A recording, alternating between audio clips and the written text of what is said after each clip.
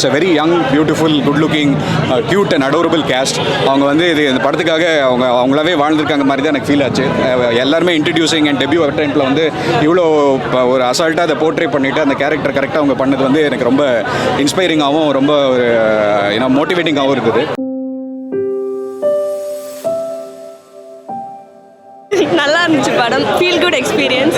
Friends and ஃபேமிலிஸோட வரலாம், but ஃப்ரெண்ட்ஸோட வந்தால் இன்னும் ஹாப்பியாக இருக்கும். சூப்பராக இருந்ததுக்கா. எது பிடிச்சிருந்தது உங்களுக்கு? என்ன மெசேஜ் சொல்ல வராங்க?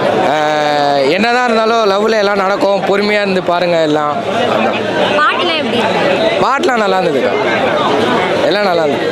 படம் நல்லா இருந்துச்சுக்கா. இவனுக்கும் லவ் ஃபெயிலியர் தான்க்கா, அதனால தான் இந்த படம் பார்க்கலாம். அது கனெக்டடாக இருந்துச்சு. கனெக்ட் ஆச்சு. ஆமாம் பார்க்க முடியும், தப்பு இல்லை.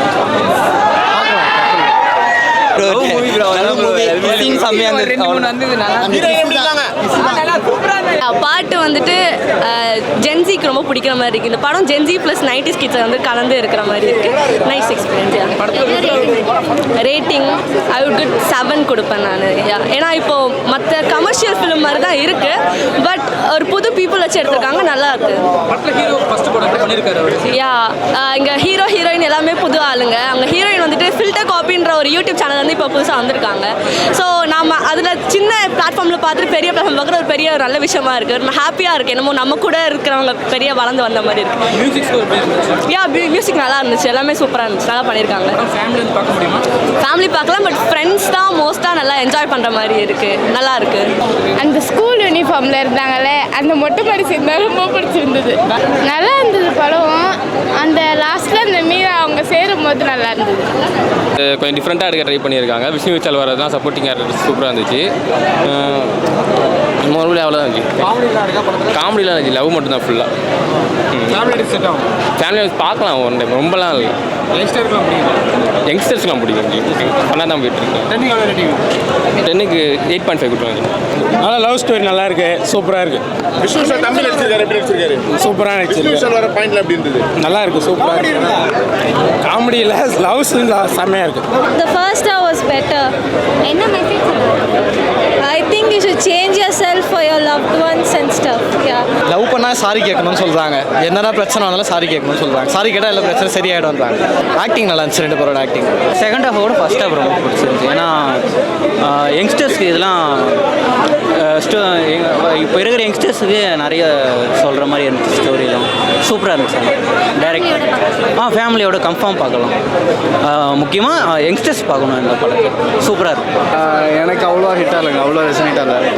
எனக்கு அந்த கேரக்டர் அவ்வளோ ரெசனேட் ஆகல. ஆனால் மற்றபடி இட்ஸ் குட் ஃபில்ம். பாட்டுலாம் பிடிச்சிருந்ததா உங்களுக்கு? பாட்டெல்லாம் ஓகே, நோ கம்ப்ளைண்ட்ஸ். எவ்வளோ ரேட்டிங்? அவுட் ஆஃப் எவ்வளோ? அவுட் ஆஃப் 10 ஒரு 6.5 அந்த மாதிரி. லவ் ஸ்டோரி தான், ஆனால் அவங்க எடுத்துகிட்டு போன அப்ரோச் டிஃப்ரெண்ட்டாக இருந்துச்சு. ஸோ அது நல்லா இருந்துச்சு. அது படம் பார்த்தா நல்லா இருக்கும். 6. கான்செப்ட் என்ன, எல்லாருமே மாறிடுவாங்க, அவ்வளோதான். சூப்பராக இருந்துச்சு, நிஜமாலே நல்லா இருந்துச்சு. இல்லை இல்லை எல்லாமே நல்லா போச்சு. எல்லாமே சூப்பராக இருந்துச்சு.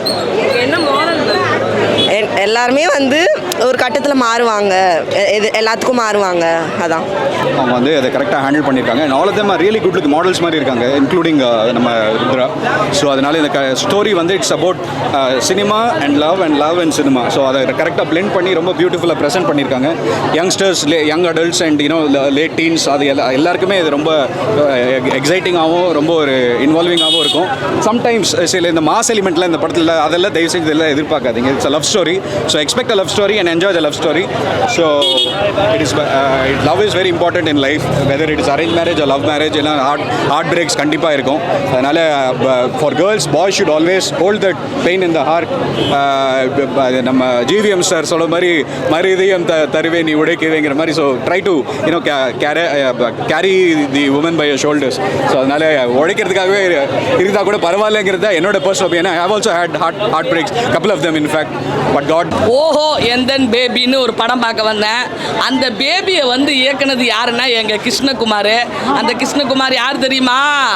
ஆரம்பம் படத்தில் நயன்தாராவை காப்பாற்ற வருவார் தெரியுமா? அந்த கிருஷ்ணகுமார் தான்.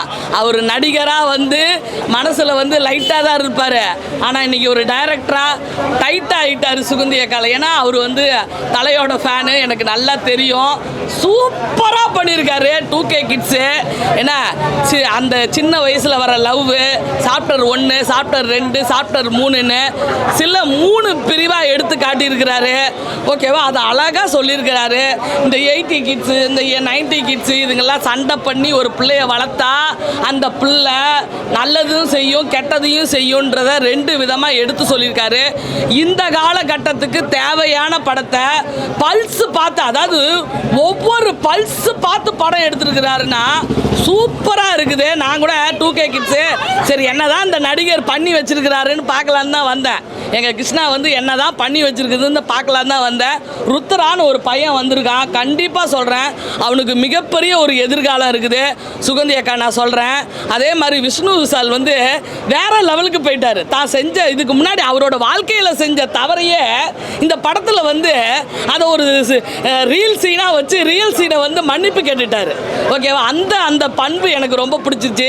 ஏன்னா லால் சலாமுக்கு அப்புறம் எனக்கு இப்போ தான் வந்திருக்காரு இல்லையா? அது கிட்டத்தட்ட 2 வருஷம் ஆகிப்போச்சு. பரவாயில்ல, இந்த மாதிரி ஒரு பெரிய நடிகர்கள் தன்னோட தப்பை கெத்தாக ஒத்துக்கிறதுக்கு கூட ஒரு மனசு வேணும். அதையும் எடுத்து சொல்லியிருக்காங்க. நிறைய நல்ல சீன்கள் இருக்குது. கண்டிப்பாக எதுக்கு 16 வயசுக்கு கீழே பையனை பார்க்கக்கூடாதுன்னா, ஒரு பையப்பில் அந்த சாப்டர் 1ல் வந்து பக்கத்து வீட்டுக்காரப்பில் வந்து பெரிய வயசு பிள்ளை வந்து முத்தம் கேட்டுருது.